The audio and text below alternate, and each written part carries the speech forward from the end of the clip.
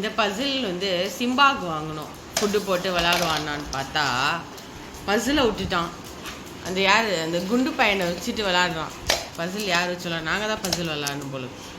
இவன் ஏறி ஒரே மிதி மிதிக்கிறான்டா தம்பி. பசில் 2ஆக உடஞ்சிரும்.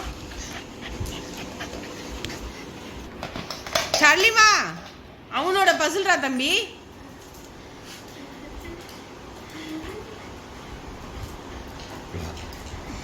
சுத்துதான் அவன் எப்படிலாம் பார்க்கலாம் பாருங்க. எடுக்கிறியா இல்லையா? ஐயோ